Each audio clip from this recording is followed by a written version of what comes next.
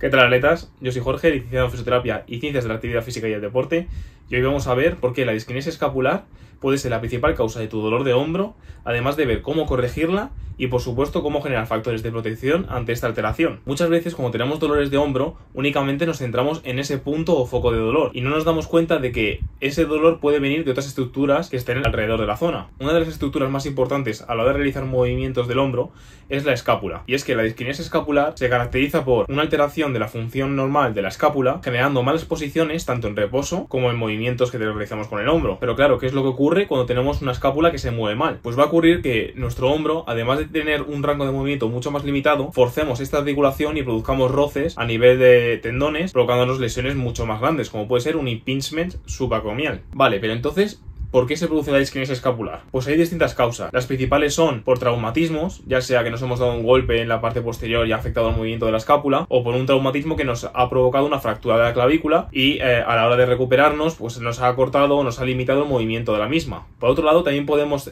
sacar causas a partir de alteraciones nerviosas, pero esas no lo vamos a tratar en este vídeo. Otra causa también es la postura que tenemos a lo largo del día, y es que si tenemos una cifosis exagerada, que para quien no sepa lo que es una cifosis, es básicamente un aumento exagerado de la curvatura de nuestra columna vertebral, en concreto de la zona dorsal. Esto va a afectar en todos los movimientos de nuestra escápula, haciendo que se desplacen sobre todo hacia los laterales. Pero sobre todo la causa más importante y la que vamos a tratar principalmente en este vídeo suelen ser las causas a nivel de la musculatura. Por ejemplo, si tenemos una alteración a nivel de nuestra musculatura del pectoral mayor y menor, esto va a hacer que nuestro hombro se vaya hacia adelante, y no solo eso, sino que se rote hacia adentro, provocando una mala posición de la escápula. Pero no tiene por qué ser solo que una musculatura sea más fuerte que las demás. Puede ir también a la debilidad de otras musculaturas, como puede ser la del serrato anterior, que es el que se encarga de pegar la escápula a nuestra parrilla torácica. Pero antes de entrar en detalle en todo el tema de la musculatura, vamos a hablar principalmente de los distintos grados de disquinesia escapular que tenemos. Y es que en función del patrón que tengamos, vamos a distinguir si es causa de una musculatura o si es causa de otra musculatura distinta. En total tenemos 6 patrones distintos.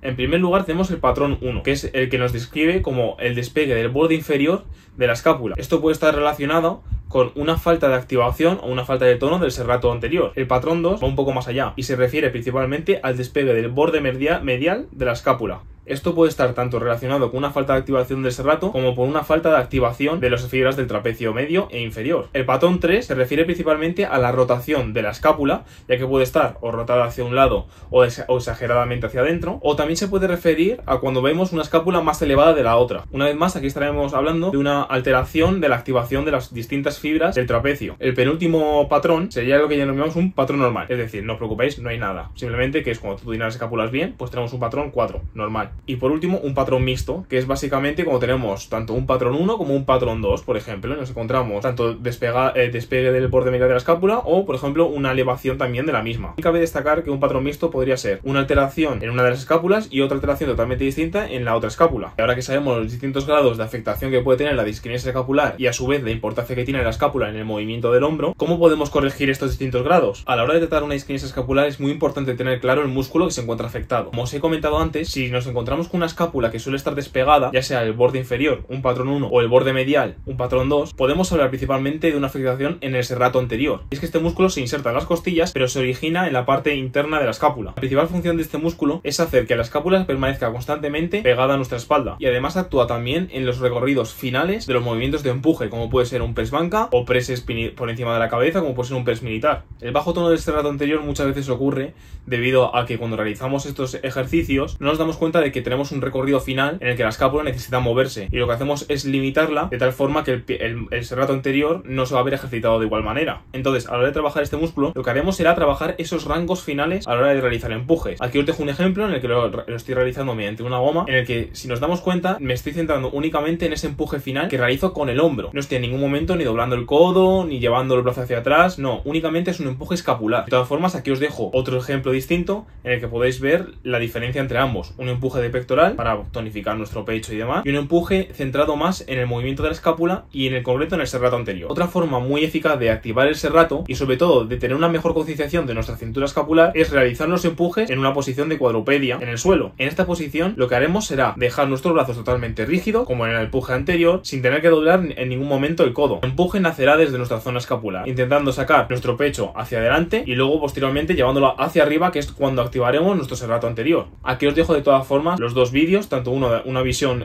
superior para que veáis el movimiento de las escápulas y por otro lado una visión de lateral para que veáis también el movimiento. Vale, pero ¿qué ocurre cuando tenemos un patrón 3? Es decir, cuando tenemos una escápula rotada o una escápula elevada. Pues aquí lo vamos a dividir tanto en escápula rotada como una escápula elevada. Empezando por la escápula rotada, principalmente puede venir afectada por los movimientos o por el tono muscular de los rotadores del hombro. Y es que a la hora de realizar ejercicios de empujes anteriormente mencionados, no solo dejamos de lado el salato anterior, sino que también fortalecemos músculos por encima de otros. Este es el caso del pectoral mayor y del pectoral menor. ¿Esto qué va a provocar? Pues va a hacer que, debido al alto tono de estos músculos, nuestro hombro no solo se vaya hacia adelante, sino que encima se vea rotado, porque otra función que tiene el músculo pectoral mayor y menor es de rotación interna del hombro. La consecuencia de esto va a ser que nuestros rotadores externos del hombro se van a ver mucho más inhibidos. En concreto estamos hablando del infraespinoso, del supraespinoso y del redondo menor. Cuando tenemos estas alteraciones, generamos una reacción en cadena que acaba finalmente con una rotación hacia afuera de nuestra escápula. Para corregir esta situación, os dejo aquí unos ejercicios principalmente focalizados en los músculos rotadores externos, que la mayoría de la gente realiza estos ejercicios a la hora de calentar. Ojo, y esto no es malo, es una excelente opción, sobre todo a la hora de preactivarlos y generar un factor protector hacia el hombro, pero muchas veces no le damos el interés necesario, sobre todo a la hora de prevenir o de corregir los problemas a nivel escapular o de dolores del hombro. A la hora de realizar estos ejercicios es importante que mantengamos el codo totalmente pegado a nuestro cuerpo para generar una mayor estabilidad tanto a nivel de la articulación y generar que el movimiento rotacional sea únicamente la misma y no tengamos que compensar. Y finalmente llegamos al que yo considero que es el principal causante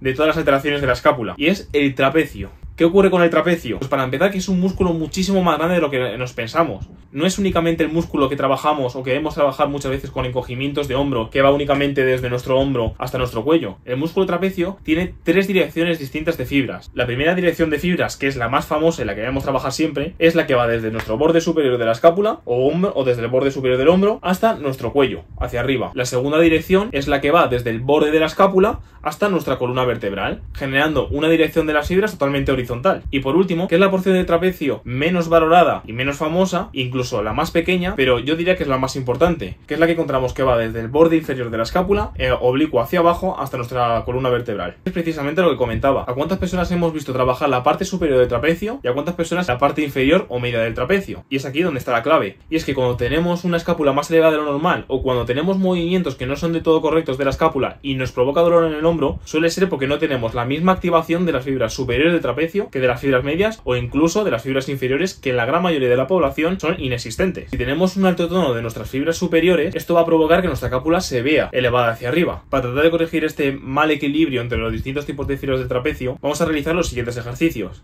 En primer lugar, para disminuir el tono de nuestras fibras del trapecio superior, que normalmente son las que están más alteradas, vamos a realizar pequeños estiramientos que nos va a ayudar a relajar. Os dejo un vídeo en el que lo que tenemos que realizar es primero colocarnos en una buena posición, manteniendo la escápula en su posición correcta y dejar que el peso que tengamos en nuestra mano vaya aumentando esa tensión a nivel de nuestro trapecio superior, y con la ayuda del otro brazo vamos a estirar nuestra cabeza para aumentar ese efecto de relajación en nuestro músculo y así disminuir el tono del mismo. Por otro lado, si nuestro objetivo es fortalecer la zona del trapecio medio, lo tenemos bastante fácil, ya que con simples movimientos de remo vamos a activarlo, ya que lo que buscamos también ahí son movimientos en los que juntemos nuestras escápulas hacia la zona media de la espalda. Aquí os dejo un vídeo para que veáis simplemente cómo debe de ser ese movimiento de aproximación de la escápula, en el que en el mismo estoy realizando un remo con una goma. Y por último llegamos a esa porción totalmente olvidada, que es la del trapecio inferior. Debido a su alineación de las fibras, lo vamos a trabajar de la siguiente forma. Lo que vamos a realizar es una elevación de nuestros brazos, ya sea de forma bilateral o de forma unilateral, en el que busquemos esa dirección de las fibras